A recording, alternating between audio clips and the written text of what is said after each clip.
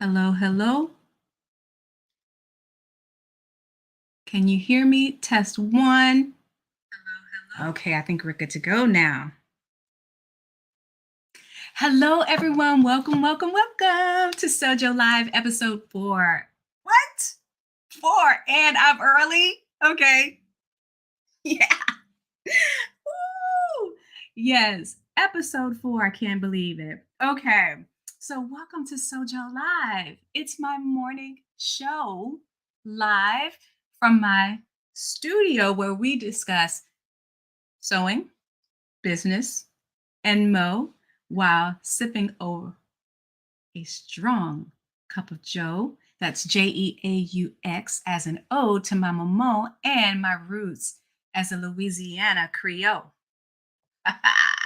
I want to say happy Pride Month to all of my LGBTQIA friends out there. I hope you all are doing well. I really do. And if you're new here, welcome, welcome, welcome. Thank you so much for stopping by. Grab a drink and have a seat. Cozy up with your sewing machine. Yes, welcome. If you are a returning subby, thank you so much. Thank you, thank you, thank you. Hey, girl. Hey. Awesome. Thank you so much for being here. I really, truly, truly appreciate it. Of course, as you come in, please like the video.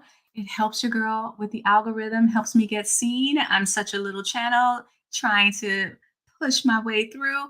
And if you haven't subscribed, please do so. Please subscribe. Why haven't you? Why haven't you? If you like to discuss the things that I talked about, this is it, honey. This is the place to be. This is the destination. Okay. Thank you so much again, guys. And I will be checking my notes just to make sure I stay on track and I do all the things. Once again, it's only episode 4. We're trying to get better, but we're not there yet. We're not there yet. We're still working on it. Okay. Let's see. I also want to invite you to follow me on Instagram at Curve Love. I would love to have you there. And also, down in the description, click the link and join our Facebook community. Yes, so happy to have you guys here today. Awesome. All right, so if you could type in the chat, let me know where you're tuning in from and what you're sipping. Once again, guys, I'm sipping Old Faithful, right? This is my Nespresso Intenso. Yes, with a dash of heavy cream. Yes, yes. This has notes of roasted brown sugar. It's not sweet, but it's like a brown sugar kind of flavor to it. It has a long lasting um, black coffee lingering taste, right? So if you like really robust coffees, this is it, hun. Tea. I'm going to take a sip now. Okay. Mm, mm, mm, mm. That's so good. Before we get started, in the news, I ran across an article from CNN where there's a new study out that says if you drink 1.5 to 3.5 cups of coffee a day, it has the ability to lower your risk of keeling over by 30%. And it doesn't matter if it's sweet or unsweet, with cream or not. Now, of course, if you're adding sugar and you're adding cream, there's diminishing returns. The more you add, yeah, it's counter effective, right? So, but it says whether you have it with sugar or not, meaning a teaspoon of sugar, it still has the same impact. That's quite interesting. I'll leave a link to the article down in the description so you can check it out for yourself. But meanwhile, cheers, honey. Cheers. Mm. Okay. All right. So let's jump right in. So today we are going to be talking about the 10 most common sewing mistakes, missteps, mishaps, issues, challenges, and how to avoid them or fix them. So this is perfect for the beginner. If you're new to sewing and you've got some frustrations or some things that you have been encountering, maybe we will talk about some of them today. And if not, let me know down in the comments what you're experiencing, and then we can address them down in the further the conversation really down in the comments. I would love that. Okay, so number 1, not finishing the seam allowance. Okay, so what I mean by that is you do all of the work to put all of those beautiful seams in place, but then you leave raw edges. Okay, it's super duper important to finish the seams. Now, I know I sound like a teacher, but it's true. The thing is this, you prolong the life of your garment, but not only that, it makes it look pretty on the inside and pretty on the outside. I know probably as a beginner, you're only thinking, oh, I only care about the part that people are going to see. but you really do care about, or you should care about the parts that people aren't going to see, because this is what a seam allowance that is not finished does. You end up with lots of fraying, and eventually this will eat through to the seam line. Okay. And then when it gets there, you end up with holes in your seam. So you reduce the lifespan of your product, of your garment. Now, you especially want to do this if you're in the business of sewing. Child, you don't want your customer walking down the street with a trail of string hanging from their skirt. That's just as bad as going to a porta potty and walking down the street with toilet tissue coming from your skirt. Okay? Not good. Not good. And your customer immediately is going to equate that with low quality. And guess what's going to happen when that happens? They won't come back. When you're in business, you want to make sure that you have customers that come back again and again. It costs you less to have returning customers than it does to get new customers. When you get a customer to purchase from you, you will have spent the time and the money needed to educate them on your product, to get them to take a look, to get them interested, and then to get them to give you a try. And then once they get your product in hand, and if it's great quality, they will come back. And all you have to do is continue to put great quality products in front of them. They don't have to worry about your quality or your delivery times or whatever it is, because they already have a relationship with you. With new customers, you have to spend more time and effort and money in marketing and trying to convince them to purchase from you. So you want to do this, care about your customer and what they think about the quality. Now, to finish your seams, there's a variety of ways to do that. Okay, I've got a little sample here. On this side, all I did was run a zigzag stitch down the edge of the fabric. So the way it goes is the needle goes on and off, on and off, on and off the fabric, so that it encases those edges and you don't have the fraying. Okay. Here's another example. And I also did this on my sewing machine. This is an overcast, right? So it's a little bit more intricate in terms of the stitches, but it's the same effect. You no longer have that. There's a variety of ways that you can finish your seams. Some are faster than others.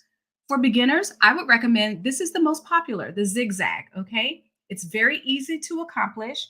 And trust me, the little extra time that you put in to do it is well worth it in the end, not only for yourself as maybe the wearer or the customer of your product, but for anybody else who may be down the line. Okay, so finish your seams. All right, number two, not prepping the fabric properly. So I know that I probably sound like a broken record, but anyway, washing your fabric, that's the prepping that I'm talking about. Washing and ironing your fabric. You want to make sure that you're always doing that before you put scissors to your fabric. Okay, you want to make sure you wash. And the reason is this: when you go to wash, there's a good chance you're going to lose yardage. And what I mean by that is it's going to shrink on you. Okay, excuse me. It's going to shrink on you, and you don't want that to happen after you've made something, because the issue is it doesn't shrink, evenly everywhere. Some areas will shrink more than others. And so then it will distort the shape of what you've made. The fit won't fit like it should anymore. And if you're in the business of sewing, you definitely don't want that to happen, because your customer will definitely let you know that it was a problem. Okay. They may not tell you directly, but they'll probably put something out on social media. And your reputation is all you've got in the beginning. Okay.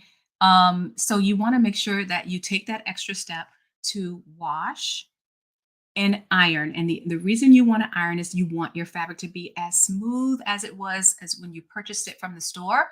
because when you go to lay out your pattern pieces, you don't want extra fabric hidden underneath those pieces in the form of wrinkles. Because in that case, what will happen is after you cut, it'll be wavy and warped and all of those things. Okay, so um, do yourself a favor. And the thing about sewing, I will say this: in terms of mistakes, it just compounds over time. So basically, if you had a mistake in your cutting, it's not going to get better by the time you end the project. It's better to fix it than to add on more steps, because in the end, it will just have been compounded and be frustrated and want to quit. Trust me, that's what you'll want to do. Now, it one other thing that I want to say about pressing. Okay, aside from the pressing and the washing that you have to do, when you are working on your project, you want to make sure that you're pressing along the way. Okay, because pressing takes a good product to or homemade product to one that looks like it's store bought. It gives you those nice, smooth, clean finishes. Okay, it makes it look professional. So I find that with most of my students that this is also something they want to rush past, right? But let me tell you, it's worth it. Taking that extra time to iron is a good thing. But once again, and as I stated before, we're not ironing to mask a problem or cover a mistake, because when you iron too much, you scorch your fabric, it becomes very shiny. And then guess what? The mistake that you were trying to hide is even more visible. So that's not to be mistaken with that. You just want to make sure you press your seams open or press them to one side, or whatever the pattern calls for, just so that you end up with a beautiful product. Okay, just checking my notes to make sure I've covered everything. Um, okay, so the next one is not sewing the correct seam allowance. Girl, if the pattern calls for a 1/4 inch, sew a 1/4 inch and not whatever you want, and not a 5/8 of an inch. So I find this among students a lot. As much as I say it's a 1/4 inch seam allowance, they end up with a 5/8 inch seam allowance. Okay. So take care to do this, because after doing all of that work, and if it doesn't fit or turn out the way you want it, you're going to be frustrated, unhappy, and you're going to want to quit.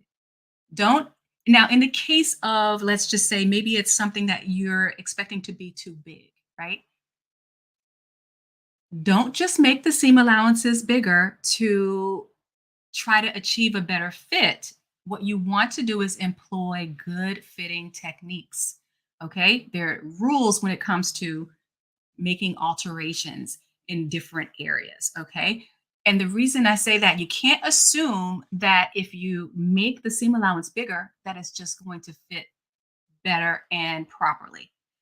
Um, the thing is, especially when you start to sew curves, if you make those seam allowances bigger, the curve is only going to get bigger. It's not going to get smaller. So, girl, please do yourself a favor. Follow the instructions or make the proper adjustments. Okay. All right. Number 4. So, using the wrong stitch. Often students in the beginning, and that's just because you've not gotten the experience or the exposure. Use A lot of times use the wrong stitch. And the one that sticks out the most to me is when someone uses a straight stitch with a stretch fabric. So I've got an example of that here. Okay. So this fabric is stretchy, right? And right here, we've got our straight stitch. Now, look at what happens when I tug the stitch. It actually keeps the fabric from stretching. Now, when usually you make items that have a lot of stretch, they are reduced in size to be more form fitting and to allow some of the stretching to take place on your body. If you use a straight stitch, it's going to stop it from stretching. But then again, when you go to move around and eat and all those things, you're going to stress this seam, and guess what's going to happen? It's going to pop, right? It's going to pop. So you want to make sure that you're using the proper stitches. And this is the one that I see most often. It's with stretch fabrics, okay? So what you want to do is use a stretch stitch. One of the most common ones is a zigzag, right? Because it allows for more thread per inch. Okay. So now when I stretch, you see how easily the fabric still keeps its characteristics. Okay. It has full stretch. Okay. And so the most common would be, especially as a beginner, you'll probably see the zigzag stitch most often. But there are a lot of stretch stitches that you can use. Let me show you a few of them. Okay. So here are some. This very first one is what you call a three-step zigzag. I use this a lot when on lingerie, okay? Because it's very stable, very strong, and it still allows for a stretch, okay? The one next to it is an overcast for stretches, for stretch fabrics, okay? So that will still allow the fabric, if you're trying to finish the edge of a stretch fabric, this is perfect for that because it will still allow the fabric to stretch.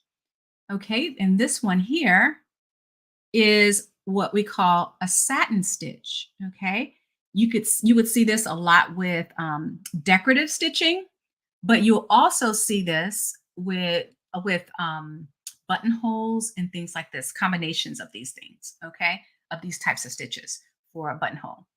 And the one next to that looks like a little EKG. That is a this is a blind hem stitch, but for stretch fabrics. Okay. And you can tell because it has like little zigzag stitches between the larger zigzag stitches. Okay. The one next to that is called a lightning bolt stitch. It also is a stretch stitch. Okay. And the one all the way on the end here is another form of zigzag stitch. It's used for elastic casing. And all of them allow for stretch, all of them. Now, some more than others, right? But they all allow the fabric to stretch. So those are the types of fabrics, stretch stitches that you want to use. Stretch stitches for stretch fabric. Okay. Number 5. Newbies often forget to put the presser foot down. And honestly, this is just a characteristic of being new. It's, you have to just kind of get used to the routine of putting down the fabric. It concerns me a lot because it becomes a safety hazard when when the presser foot is up and they start stitching because their fingers become a little bit closer to the needle. So you want to really kind of maybe put some routines in place, something you say to yourself maybe to put the needle down into the fabric, lower the presser foot, and then press the gas, right? Whatever you got to say. I don't know, knee, toe, heel. I don't know, something that will allow you to remember needle down, presser foot down, then press the gas. Okay. It's really important. And the thing about making sure the presser foot is down, it has a lot of reasons why it's important. Okay. So if you leave it up, what will happen is the fabric will find itself traveling up the needle. Don't want to do that. You don't want it to do that. The other thing is it actually, when it's down, it controls the flow. It helps to control the flow of the fabric through the machine so that you get nice, even stitches. And lastly, it also helps to control the tension of the thread. It helps to control the flow of the thread through the machine. Usually, it follows the thread follows behind the presser foot, so it's actually smashed between the base of the machine and the foot. So it helps to control the flow of the thread as well. So just find a way to check yourself before you make the first stitch, and you'll be fine. You'll be totally fine. Okay. Number 6. Before we go to number 6, let me check the chat. Let's see what we've got here. Oh, so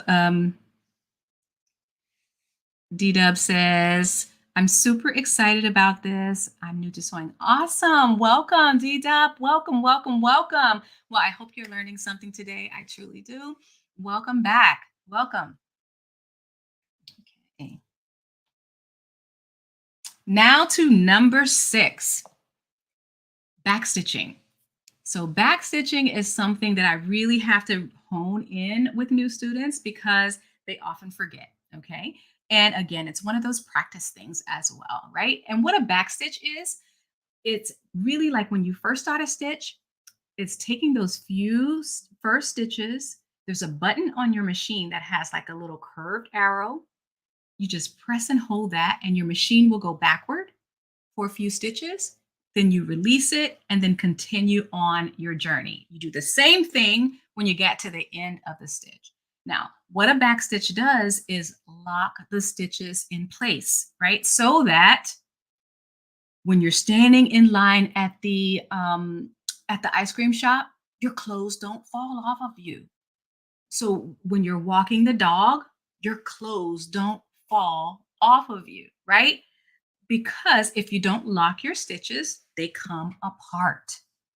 Okay, so here's an example of, so right here, you can see this. Here's an example of an unlocked stitch or where I did not backstitch.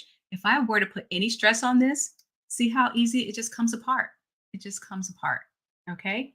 Even more, it has come apart. Now, on the other hand, when you backstitch, it's a little bit hard to see this, but on this side, I've backstitched. You can see it's a little bit darker at the top and at the bottom, right? And when I go to tug on that, it stays. It does not move, okay? So that's how you lock your stitches. You wanna make sure to do that at the beginning and at the end of your stitches, okay? Don't forget to do that, okay? Especially in the business of sewing, okay? Because it doesn't matter if you're making purses, if you're making pajamas, if you're making whatever. Um, the rule is the same. If you don't backstitch, it doesn't lock, okay? And it will come apart and the quality will be degraded, okay? All right, so I think I beat that horse to death. All right, number 7, not checking the stitch. Okay, now this is something I bring to my students. This took me a while to get in the habit of doing this myself. But what I find that with beginners, there are all sorts of things that kind of go wrong in the beginning because you're learning your machine, you're learning how to operate it, you're learning how to make it go slow, how to make it go fast, all of those things. You're not sure how to manage your fabric through the machine, the throat of the machine. So what I find is in that case, even with threading the machine, you're learning how to thread it, all of that, is that they'll start stitching, go all the way down to the end, only to realize that it never made even one stitch. So you want to take a few stitches and then kind of just peer around the needle and take a look at the stitches. Make sure that they're good. Check the front and the back. You want them to look exactly the same on the front and the back, right? And because you don't want to get all the way to the end and end up with spaghetti on the bottom because maybe the bobbin, went crazy. And you don't want to get to the end to realize that you have a problem. Okay. So just get in the habit, take a few stitches, then kind of peek around, make sure all is good, and that the stitches are coming out okay. Now, what does a good stitch look like? All right. First, let me just show you what a not so good stitch looks like. Okay, so when you look at this, it's hard to tell where the stitches are. You can't, it looks like just a string going down the middle of a piece of fabric, right? It's very loose. You can't tell where the needle goes in or goes out. This is not a good stitch. It's too loose. That means your tension is too loose, right? Now there is a time and a place for something like this. Not to be used for your permanent stitches, but to be used as a temporary stitch. Maybe you need to hold something in place to get before you can get the final stitch in there. That's called based stitching. Okay, it's a stitch that you don't plan on leaving in there. It's one that you plan on pulling right out. You'll see how fast and easy this stitch comes out. You should never have a stitch that comes out that easy. Okay, because the moment you put something on or put a little stress on it, especially if it was part of a seam, when you go to separate those fabrics, you'll see clear through it. Okay, so it will not hold things together. So you want to make sure that your stitches instead are very pronounced and visible, well-formed stitches. I can see the length of each stitch. I can see where the needle went in and out. And you want your stitches to look like this on the front and the back. These are the characteristics of a good stitch. Okay. So nice, uniform, individual stitches. Okay. Looking like that on the front and the back. Okay. So now you know what good stitches look like. Just remember to check before you invest all the time going down the seam. I'm going to take a sip of coffee.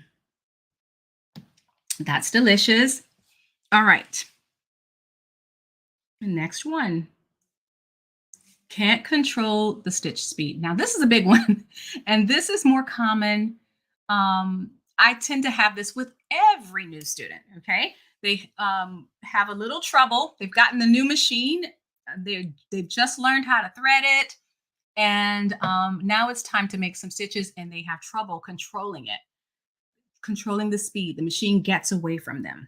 Okay, so I'm going to use my phone as an example. Okay, so this is a symptom of incorrect posture, pretty much. So basically, when you're sitting down in front of your machine, you should have a straight back. Okay, your elbows should be about table height, and your feet should be flat on the floor. Okay, flat on the floor. And when you put your foot onto the pedal, I'm going to use my phone as the pedal. Okay, so it's kind of angled like that on the floor. The palm of the back of my hand here is the heel of my foot. These are my toes and the rest of my foot. Okay, so I'm going to place my foot almost totally onto the pedal, even where my toes are kind of like dangling over. You know how women have spider toes hanging over their sandals? In this case, it's okay to have spider toes. Okay. So you want to have your foot completely over the pedal, making sure that the heel of your foot is always on the floor. This way, you have full control over the positioning of your foot. This way, you can make micro movements, okay, like this. All right. Always have your heel on the floor. It helps to control it. Okay, as you're moving your foot, and your pedal will be doing this. Okay, right? It's just think about when you hear a song with a nice beat, right? And you get into it and you start tapping, right? When you're tapping, your heel is still on the floor. The part that you're tapping is the top and the front of your foot, and the heel of your foot helps you to keep the beat. Right? So you want to do the same thing. It's the same idea with controlling the pedal. All right. Keep your heel of the foot on the floor and just think tapping to the music. Okay. All right. Well, we're coming to the end. Okay. Thread keeps coming out of the needle. Now, this is something that happens a lot among students and newbies. Get the new machine. We're still learning it. We're still trying to figure out, what do I do? Where does the thread go? All of that. Okay. So some of the reasons why the thread comes out of the needle. Number one, I would say check your threading. Make sure your threading is correct. Make sure the spool is in the right direction on the spindle, and that you have hit every one of the thread guides that the instructions in the manual tells you, including the one that's right above the needle. There's always a thread guide right above the needle. The thread guides help to control the amount of thread that goes through the machine at one time. Okay. So you want to make sure it's threaded properly, number one. Number two, when you're done threading, you take that thread and you put it below the presser foot, basically putting it through the toes of the presser foot. Let me show you here. So these are the toes. So you would put it through the toes of the presser foot so that it ends up going underneath the presser foot and to the back of the machine. Okay. So that's one thing. Make sure, and that's usually the issue. Okay. But another issue that's really popular that that I find that most have issues with in terms of or a symptom of, okay, is when you're threading your machine, you always want to give yourself maybe, let's say, 6 to 8 inches of thread lead coming out of the needle and just hanging on to the machine. Okay. So when you thread and you put your thread through the eye of the needle and then underneath and between the toes of the presser foot, hanging off the back of the machine should be about 6 to 8 inches. Okay. And you'll have that coming out of the needle as well as the bobbin thread. Okay. So that will help to give you a little bit of space when the machine power engages and kind of pulls at the actual thread. Okay. And one other thing that is an issue, and it kind of is the same issue, but just to get you thinking about how to maintain that 6 to 8 inches when you're done with a seam and you're pulling your project away from the machine. What I find is beginners tend to want to cut near the needle and then have long thread hanging from the project. Do the opposite. Cut close to the project and leave that extra thread hanging on the machine. Okay.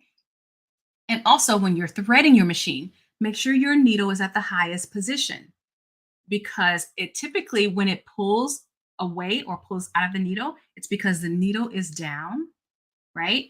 And then it goes up and it pulls the thread out, partially because of the pressure and also because of the lack of thread lead. Okay. So it's a combination of things. Make sure your machine is threaded properly. Make sure you give yourself 6 to 8 inches of thread lead and just kind of be mindful of your needle position. Okay. When you're threading, just make sure it's in the up at its highest point. Okay.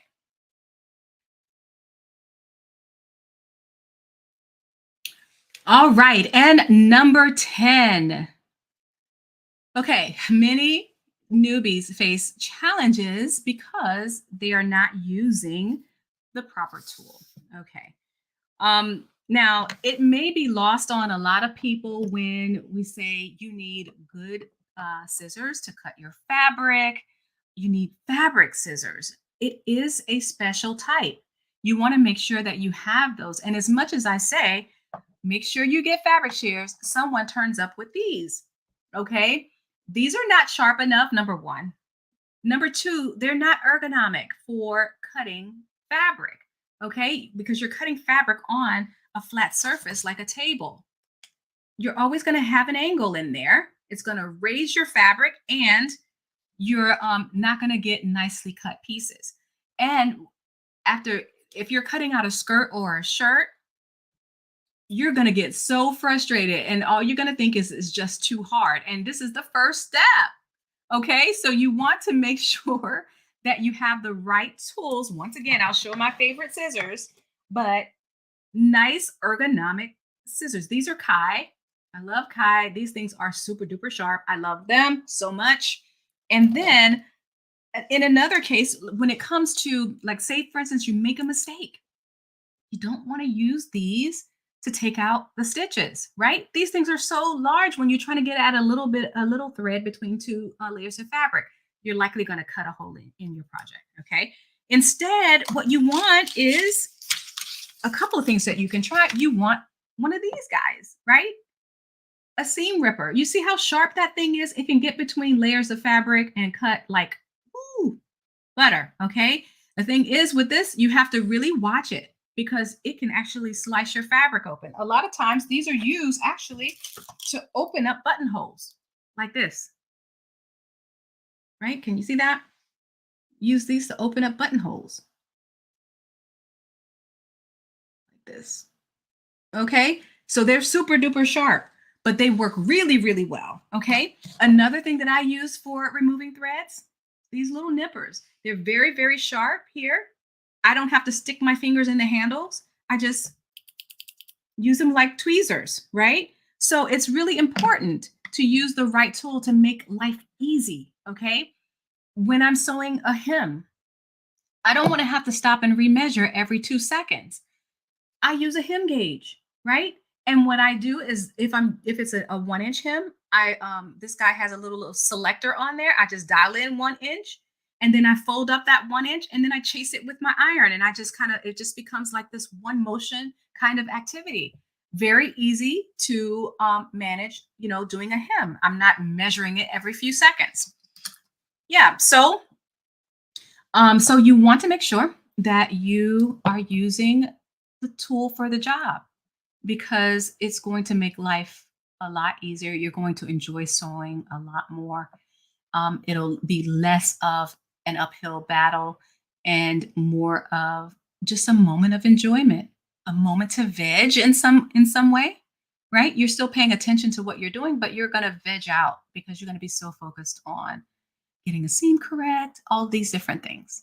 Yes. So we have hit number 10, and that is it, folks. I hope that you enjoyed today's video live. And once again, what are the things that you are encountering as a new seamstress or new sewist? Let me know down in the comments if I've skipped something, if you would like for me to address something. Let's continue the conversation down in the comments. I can't wait to see you there. And once again, please, please, please subscribe if you want to know when the next Sew Jeaux Live is going to pop up on your phone. The only way to do that is to hit the notification bell and set it to all. Yes, set it to all. See, you girls getting good at this. But yes, until then, guys, remember to create something beautiful today. Bye.